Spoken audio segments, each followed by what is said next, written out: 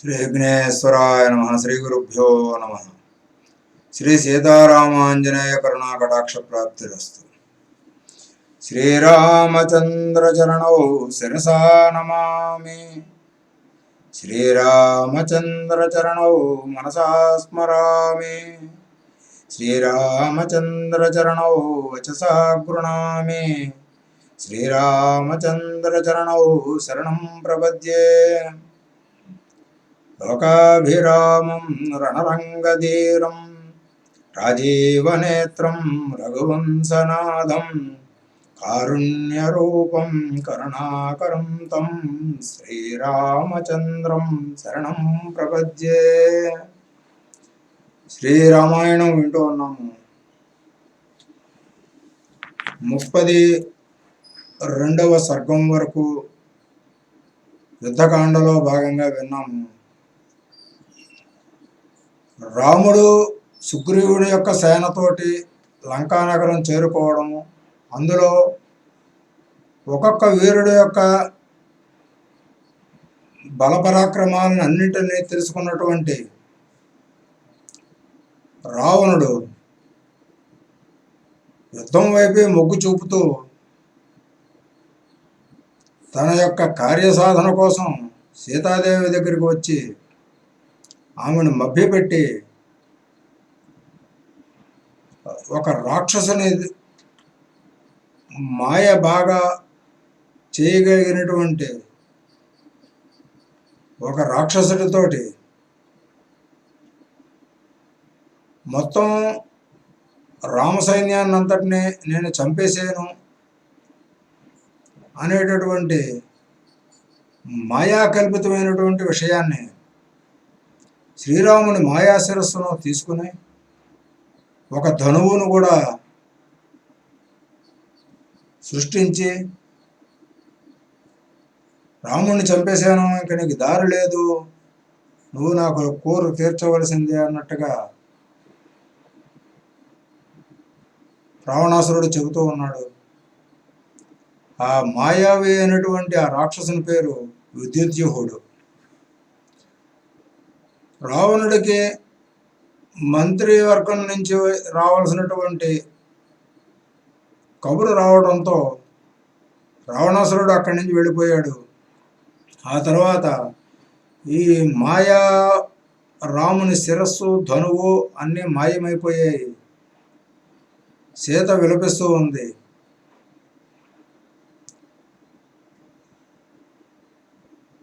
రావణుని మహాసైన్యం అంతా వచ్చిందని రావణుడికి కబురు తెలిసింది. వెంటనే రావణుడు అక్కడి నుంచి బయలుదేరాడు. ఇక 33వ సర్గము ప్రారంభం. శ్రీరాముడు మరణించినాడని భ్రమించిన సీత బాధపడుచూ ఉండగా ఆమె యందు ప్రేమ గల ప్రియ సఖ్యురాలు ఒకతే సీత వద్దకు చేరి ఇట్లు పలికినది. ఓ సీత, అమాయకురాల, నీ వ్యధను పూర్తిగా మానుకొనము. నీ భర్త క్షేమముగానే ఉన్నాడు, నిన్ను రక్షించుటకు వచ్చుచున్నాడు. రావణుడు నిన్ను ఇలా మోసం చేసినాడు, నమ్ముము. రావణ పాలనలోని సరమ అనేటటువంటి రాక్షసి కృపతో తనను రక్షించగా సీత ప్రేమతో చూచి మంచి బుద్ధితో కృతజ్ఞతతో ఆమెను తన సఖురాలిగా చేసుకొనను. ధూళిలో దొర్లుటచే మట్టి కొట్టుకుపోయినటువంటి శరీరముతో ఆడు గుర్రము వలె నుండి స్పృహలో లేని జానకిని సరమ చూచినది. పావన సీత, ఊరుకోవమ్మా, దుఃఖించకమ్మా, నీవు భూమి మీద ముందు ముందు సకల సౌఖ్యములు పొందబోచున్నావు అనుచు సరమ సీతను ప్రేమతో ఊరడించినది. పిరికితాన జానకి, రావణుడు పలికిన బాధాకరమైన మాటలున్నాయో ఆకాశము నుండి నీ యందు ప్రేమతో భయపడకుండా విని ఉన్నాను. నీవు రావణ చేష్టలకు ఏమీ భయపడకము. తల్లి, నీ బాధను పోగొట్టు ఈ సరమ మాటలన్నీ ఆలకించుము. రావణుడు అంత తొందరగా ఎందుకు వెళ్ళిపోయినాడో చెప్పేదను నేను. బయట తిరిగి వివరములన్నీ సంగ్రహించినాను. రాముడు పరమ విక్రముడు, పూజ్య ధర్మమూర్తి. అతడు నిద్రించుచుండగా అతనిని ఎవరైనా ఎదుర్కొనగలరా? ఆ రామ గుణాఢ్యుని ఈ భూమి మీద ఎవరికైనా చంపుట సాధ్యమే? సీతాసతీమణి ఇంద్రునిచే రక్షింపబడుతూ ఉన్న దేవతల వలె రామునిచే రక్షింపబడుతూ ఉన్న వానరులను చంపుట ఎవరికైనా తరమా? ఈ సరమ మాటలను ఆలకించము. దీర్ఘమైన గుండ్రని బాహువులు కలవాడు, గొప్ప వక్షస్థలము కలవాడు, ప్రతాపవంతుడు, ధనుర్ధరుడు, సుందరమైన అవయవములు కలవాడు, ధార్మికుడు, భూమిని ఎల్లప్పుడూ పరోపకారములు భూమిని అంటే భూమి మీద ఎల్లప్పుడూ పరోపకారములు చేయువాడు అయిన శ్రీరాముడు లోకమునకు ప్రభువు. సోదరుడు లక్ష్మణుడితో ఉండువాడు, మంచి వంశమున పుట్టినవాడు, శాస్త్రసారము తెలిసినవాడు, శత్రునాశకుడు, అసమాన బల పౌరుషవంతుడు అయిన రాముని చంప ఎవరికైనా శక్యతరమా? జనకపుత్రి జానకి వినుము. దుష్టబుద్ధి ప్రాణులకెల్లా శత్రువు మాయావి. దుష్టబుద్ధి ప్రాణులకెల్లా శత్రువు మాయావి. నీచ నికృష్టుడు అయిన రావణుడు నీ విషయములో ఈ విధముగా మాయను పన్నినాడు. జానకి, నీ దుఃఖము పూర్తిగా తప్పకుండా తొలగిపోవును. నీకు మంగళము జరుగును. నిన్ను లక్ష్మి వరించును. ఇదంతా నిజమగును. నా మాటలు నమ్ముము, చింతించకుండా ఉండుము. రావణుని అణిచివేయుడుకు రామచంద్రుడు వానరసేనతో కలిసి సముద్రమును దాటి దక్షిణ తీరమున చక్కగా విడిది చేసి ఉన్నాడు. రాముడు తన సోదరుడు లక్ష్మణునితో వానర సేనలతోనూ కూడి సముద్ర తీరమున వచ్చి ఉన్నాడు. నేను వారిని యథార్థముగా చూచినాను.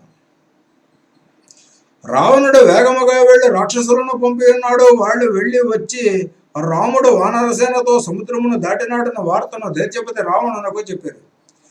విశాలాక్షి సీత, ఇప్పుడు రాక్షస ప్రభువు రావణుడు ఆ మాటను విని ముందుగా చేయవలసిన కర్తవ్యము గురించి తన మంత్రులతో ఘనముగా ఆలోచన చేసినాడు. శరమ ఆ విధముగా సీతకు ఆనందము కలిగించే మాటలను పలుకుచుండగా ఇంతలో సేనలు యుద్ధ సన్నద్ధులగుచున్నట్లుగా, చేష్టులుడుగుచున్నట్లుగా భీకర దుర్భర శబ్దములు వినవచ్చినవి. దండముతో గట్టిగా కొట్టుకొనుచుండగా వినబడుచున్న రణభేరీ శబ్దములు వినిన మంజుల భాషిని శరమ సీతతో ఇట్లు పలికెను. పరమ పిరికిదాన జానకి, వినుము. మేఘ గర్జనల వలె గంభీరముగానున్న ఈ భయంకర రణభేరీ శబ్దములు యుద్ధమునకు సన్నద్ధులగుటయే.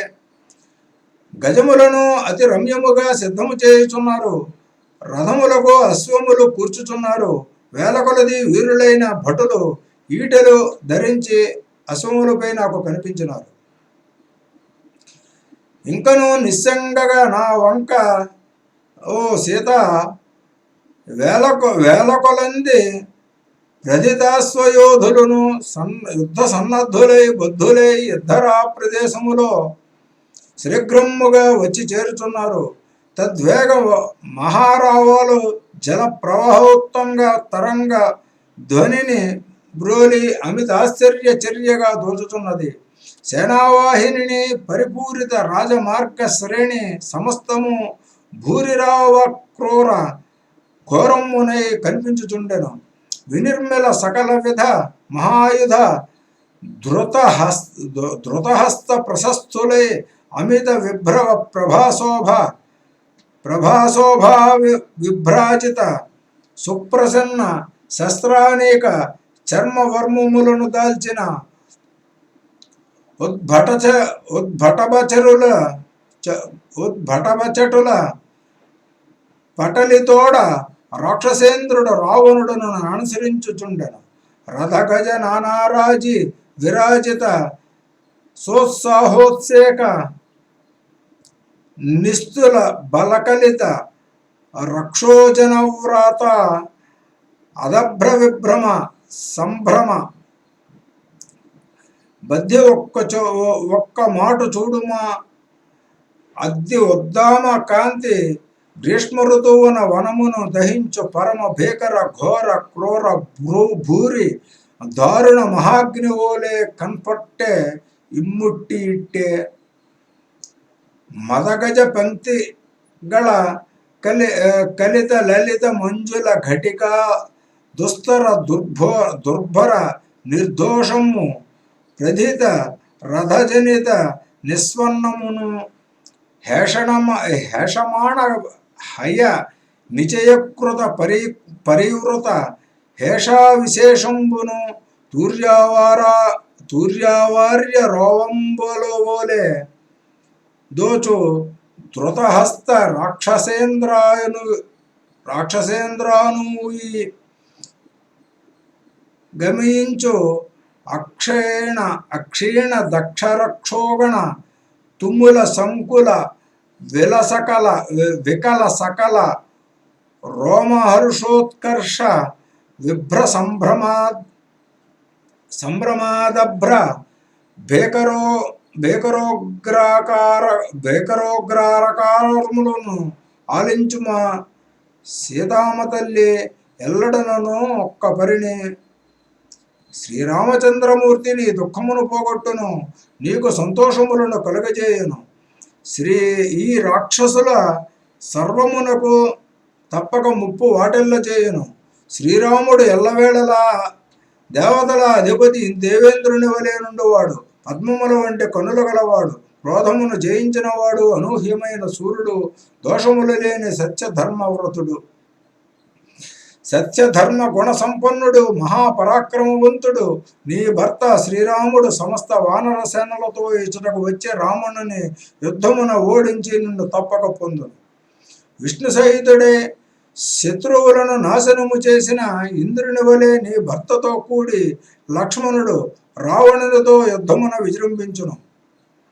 జానకి నీ మిత్రురాలిగా సరమ చెప్పునది ఆలకించము. రాముడు శత్రువు రావణుని యుద్ధమును చంపును, నీ కోరిక తీరును, రామునిచే నీవు సుఖించదవు. రావణాది సకల రాక్షసుల సంహారము జరిగి నీవు నీ పతిని చేరదవు. విశాల వక్షస్థలుండైన రాముని కౌగిలి పొంది అతనితో సుఖములు పొందెదవు. సీతాసతి మహాశక్తివంతుడు పరాక్రమవంతుడు అయిన రాముడిని కటి ప్రదేశమున చాలా కాలము నుండి వేలాడుచున్న ఏకవేణిని తప్పకుండా విప్పును. దేవి జానకి పూర్ణచంద్రముఖుడు శ్రీరాముడు శీఘ్రముగా చూచెదవు.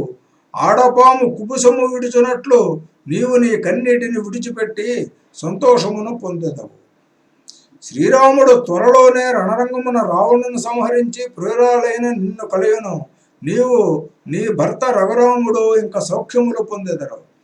మంచి వర్షములు సకాలములో పడి పంటలు బాగా పండిన భూమి వలె నీవు శ్రీరామునితో కలిసి సకల సుఖ సంతోషములు పొందు భాగ్యశాలి వగుదువు. సీతాసాధ్వి గుండ్రముగా తిరుగుచున్నట్లు మేరుపర్వతమును చుట్టి సూర్యుడు తిరుగును కదా, అటువంటి సూర్యభగవానుని శరణు పొందుము. 33వ సర్గము సమాప్తము. 34వ సర్గము ప్రారంభము. సాధ్వీమణి సీత ఎంతగానో దుఃఖించుతుండగా మిత్రురాలైన సరమ సంతోషముతో కలిగించు మాటలను చెప్పగా గ్రీష్మమున వర్షములు పడిన భూమి వేలే సీత ఎంతగానో ఆనందము పొందినది. సమయస్ఫూర్తితో మాట్లాడు మిత్రురాలు సరమ సీతకు హితము కూర్చి కోరికతో సాధ్వీమణి సీతతో ఇట్లు పలికను. జనకుని కూతుర చక్కని కనులు గలదాన, నీ క్షేమ సమాచార వృత్తాంతమును రహస్యముగా వెళ్ళి రామచంద్రునకు చెప్పేదను. జానకి, నన్ను అనుమానించకము. నేను ఆకాశ వీధిలో వేగముగా సులువుగా ప్రయాణించుదానను. నన్ను వాయుదేవుడు కానీ గరుక్మంతుడు కానీ కొంచెము కూడా అనుసరించలేరు. సరమాల పలుకుచు ఉండగా సంతోష దుఃఖములు మిళితమైన బొంగురు కంఠముతో జానకి ఆమెతో మాధుర్యముగా పలికను. సరమ, నీవు గొప్ప సమర్థురాలవు. మిత్రురాలిగా నాకు ఎంతటి సహాయమునైనా చేయగలదానవు. పాతాళమునకైనా పోవుదువు. నాకు నీ పనితనముపై మాటలపై నమ్మకము కలిగినది.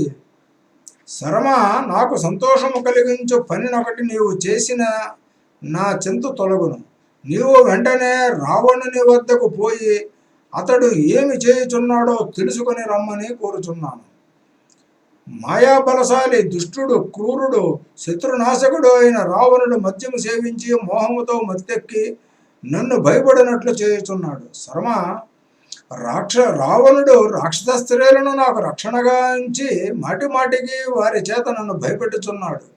అటు రాముడు దూరమైపోయి ఇటు ఇలా నేను దుఃఖము పొందుచున్నాను. శర్మ, ఏమని చెప్పదును? ఎప్పుడు భయముతో ఈ అశోకవనంలో బతుకుతున్నాను. నా మనసు స్వాస్థ్యముగా లేదు. రావణుని వలన భయపడిపోవచ్చు అన్నాను. నీవు దయచేసి రావణుని వృత్తాంతము సమస్తము నాకు వెంటనే చెప్పుము. దశకంఠని విషయము నాకు చెప్పిన నీవు నాపై అపారమైన అనుగ్రహమును చూపినట్లగును. హృదయవేదన కలిగించినట్లుగా పలుకుచూ ఉన్న కంటి నీరు పెట్టుకున్న జానకిని చూచి మృదుభాషిని శరమ తాను కూడా బాధ పొంది జానకి కన్నీరు తుడిచిపెట్టి నెమ్మదిగా ఇట్లు పలికెను. జానకి సాధ్వి, దుఃఖము విడుము. నీ అభిప్రాయము అట్లున్నచో నేను వెంటనే పోయి శత్రువుల ఆలోచన గ్రహించి వచ్చేదను. అలా పలికిన శరమ వెంటనే రావణాసురుని వద్దకు పోయి మంత్రులతో ఆడు సంభాషించుతున్న విషయములను వినను.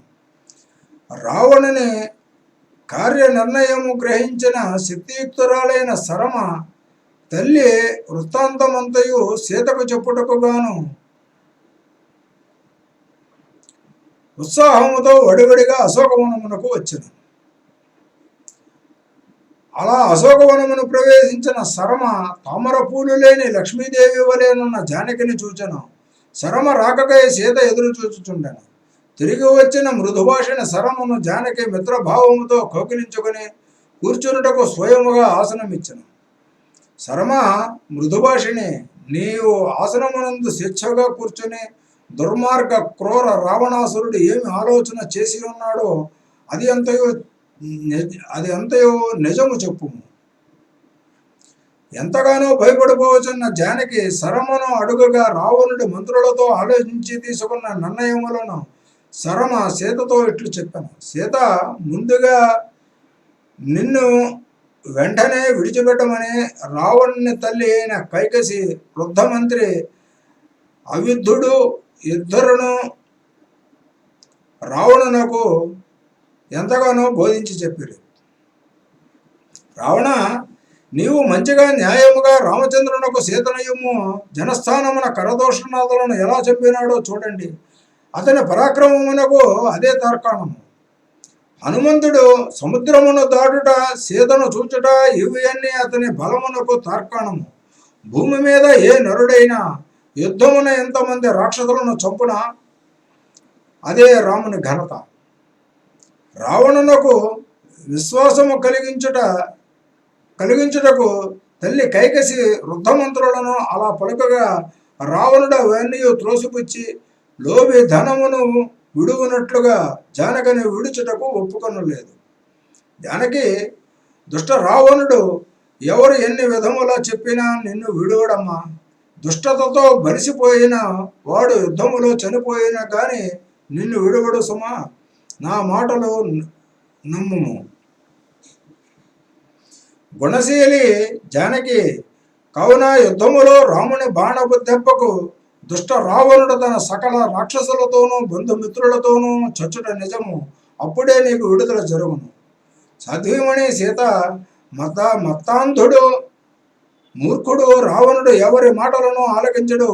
రాముని చేతిలో యుద్ధమును మరణించును. పిమ్మట రాముడు నిన్ను అయోధ్యకు తీసుకుని పోవును. శరమ రావణుని తత్వమును వివరించి సీతకు చెప్పుచుండగా భూమి కంపింపచేయుచు సైన్యము యొక్క భేరీనాదములు మిన్నుముట్టుచులు వినవచ్చను.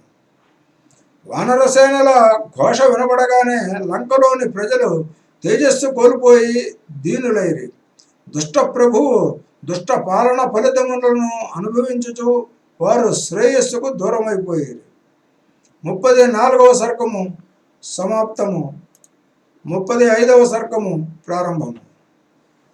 రావణ, చూడుము, శత్రునాశకుడు గొప్ప భుజముల కలవాడు పరాక్రమవంతుడు అయిన శ్రీరామచంద్రుడు వానరసేనలతో కూడి శంఖ భేరీనాదములు చేయుచూ వచ్చుతూ ఉన్నాడు.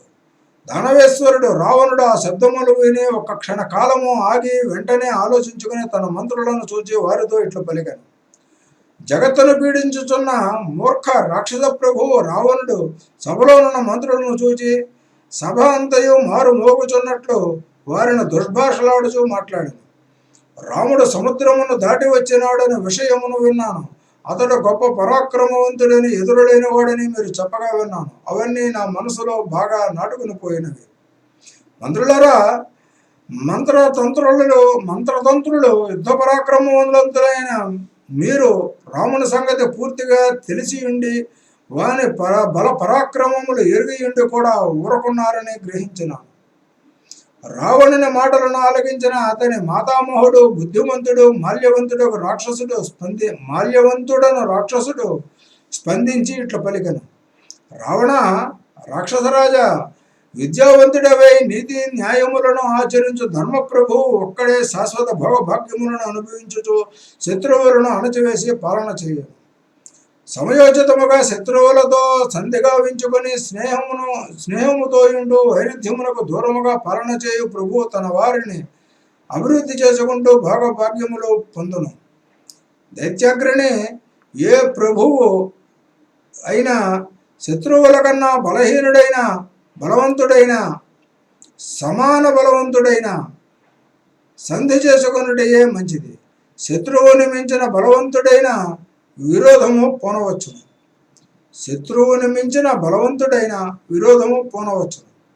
రావణ, కావున ఇప్పుడు ఈ మాల్యవంతుడు చెప్పిన మాటలు జ్ఞానముతో ఆలకించి రామునితో సంధి చేసుకుని సీతను రామచంద్రునకు ఇచ్చుట తప్పదు. నా కోరిక కూడా అదే. రావణ, దేవతలు, ఋషులు, గంధర్వులు, లోకములోని వారెల్లరూ ఇప్పుడు రాముని విజయమునే కోరుకొనుచు ఉన్నారు. రామునితో వైరము నాశన కారణమగును. కావున సంధి చేసుకున్నాను.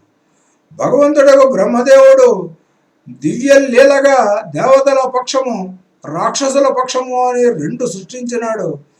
దేవతలు ధర్మపక్షమును, రాక్షసులు పొగరుతో అధర్మపక్షమును చేరేది. రావణ, దేవతలు ఎప్పుడూ ధర్మపక్షముననే ఉందురు, రాక్షస మోకలు తప్పక అధర్మ మార్గముననే ఉందురు అని బుద్ధిమంతులు చెప్పుట విన్నదను. ధర్మము అధర్మమును పూర్తిగా త్రొక్కివేసినప్పుడు కృతయుగము ప్రారంభమగును. అధర్మము ధర్మమును త్రొక్కివేసినప్పుడు అది తప్పకుండా కలియుగము అయి ఉండును. రావణాసుర, నీవు చెడ్డగా సంచరించి నీతి న్యాయములను నాశనము చేసినవాడు, అధర్మమే మంచిదని స్వీకరించినావు. అందువలన శత్రువుల జీవన క్రమము ఎంతో బాగున్నది. రావణ, నీవు చేసిన తప్పులే ముప్పుగా భూమిపై రాక్షసులను మన వారినందరూ మృంగుచున్నది. నీ అధర్మమే దేవతలకు సానుకూలమై ఎల్లప్పుడూ అభివృద్ధిని కోరుచున్నది. నీవు భోగములతో మొత్తెక్కి పావన మునులను పట్టుకుని బాధలు పెట్టినావు. రాక్షస బుద్ధితో ఆ పావనులకు భయమెంతో కలిగించినావు. ధరణిలో ప్రభావవంతులై ఉండి వారు ఎల్లప్పుడూ తపస్సులోనే తమ చిత్తముతో మునిగి ఉండేవారు. ఎప్పుడు ధర్మాభివృద్ధికై ఆసక్తులై ఉండేవారు. యజ్ఞకర్మిష్ఠులై, నిత్యాగ్నిహోత్రులై, హోమములు ఆచరించేవారు, సత్యము వేద ఘోషములతో నుండివారు. ఎక్కడ ఎవరు వేదములు పఠించిన రాక్షసులు గ్రీష్మములోనే మేఘముల వలె పారిపోవుదురో వారే ఋషులు, భూమిపై దేవతలను. ఆ ఋషీశ్వరులు నిర్వహించే యజ్ఞములో పైకి వచ్చు ధూమము 4 దిక్కులకు వ్యాపించే రాక్షసుల తేజమును పూర్తిగా తప్పక హరించివేయను. ఇది నిజము. పవిత్రులు యజ్ఞములు ఆచరించుతుండగా, మునులు తపస్సు చేయుచుండగా అవన్నీ గుణహీనులైన రాక్షసుల బాధలకు కారణమగుచుండును. రావణ, నీవు పూర్వము గంధర్వ, దేవ, యక్ష, రాక్షసులచే చావు లేకుండా వరములు పొందినవు. కానీ నేడు మానవులు, వానరులు, భల్లోకములు, కొండముచ్చులు గర్జనలు చేయుచూ వచ్చుచున్నారు. రావణ, అనేక విధములైన భయంకర ఉత్పాతములు కలుగుచున్నవి. క్రూర ఘోర విష లక్షణములు ఎన్నో కనబడుతున్నవి. ఇవన్నీ రాక్షస వినాశనములు సూచిస్తున్నవి, అనుమానమేమీ లేదు. ఘోర వికృతాకారముల గల మేఘములు భీకరముతో భీకరముగా నుండి భయంకరముగా గర్జించుచు భూమిపై వేడి వేడి రక్తమును కురిపించుచున్నవి. ఇవన్నీ లంకా నాశన చిహ్నములే. ఇంకను ఇటువంటివే మన గజములు, అశ్వములు మొదలగు వాహనములు ఏడ్చుచు కన్నీరు కార్చుతున్నవి. వాటిపై నుండి అలంకార కంబడులు ధూళి దూసరములతో కనిపించుతున్నవి. మాంసభక్షణ చేయుచు క్రూర మృగములు, నక్కలు, గ్రద్దలు లంక ప్రవేశించి గుంపులు గుంపులుగా ఉద్యానవనములలో తిరుగుచూ అరచుచున్నవి. నల్లని దేహముల గల స్త్రీలు ప్రతికూలముగా మాట్లాడుచు ఇళ్లను దోచుకొనుచు దంతములు కనబడినట్టు నవ్వుచు నిర్భయముగా నిలబడి కలలో కనబడుచూ ఉన్నారు. పిల్లులు పులులతోనూ, వరాహములు కుక్కలతోనూ, కిన్నెరులు రాక్షసులతోనూ, ద్విజులు మనుషులతోనూ విస్తారముగా సంగమించుట చిత్రముగా ఘోరముగా కనపవచ్చుచున్నది. మూర్ఖ రావణ, ఎర్రని పాదములు గల తెల్లని పావురములు కాలముచే ప్రేరణ చెంది రాక్షస నాశనమును సూచించుచు దీనముగా సంచరించుతూ ఉన్నాయి. ఒకవైపు పక్షులు సూర్యుని ఎదురుగా నిలబడి ఏడ్చుచున్నవి. ఇంకొక పక్క మృగములు సూర్యునికి ఎదురుగా నుండి ఘోరముగా విలపించుచున్నది. ఒక ప్రక్క భయంకర యముడు ఉగ్రుడై వికృతాకారములో వచ్చుచున్నట్లు కనబడుతున్నది. నీ పక్క నీలము ధూమ్రవర్ణములతో బోడిగుండుతో యముడు కనబడుచున్నాడు. యముడు ఉభయ సంధ్యల అందరి గృహములను చిత్రముగా చూచుచూ ఉన్నాడు. ఇంతేకాకుండా ఎన్నో నికృష్ట దుష్ట శకనములు కనబడుచున్నవి. రావణ, శ్రీరామచంద్రుడు మానవ రూపములోనున్న విష్ణుమూర్తి అని తలచెదను. సముద్రముపై గొప్ప వారధి నిర్మింపజేసినాడు. అతడు మనుష్యుడు కాదని మహాధైర్యవంతుడని తలచెదను. అతడు సత్య ధర్మ సుగుణమూర్తి, కీర్తివంతుడు, రాజేంద్రుడు కావున ఇప్పుడు శీఘ్రముగా అతనితో సంధి చేసుకున్నట్టే నీకు శ్రేయస్కరం. మాల్యవంతుడు రావణునితో ఆ విధముగా క్షేమ హితకర మాటలను పలికి క్రూర రావణుని చూచి మౌనముగా ఉండిపోయాను. 35వ సర్గము సమాప్తము. 36వ సర్గము వచ్చే భాగంలో విందాము. స్వస్తి. శ్రీరామచంద్రార్పణమస్తు.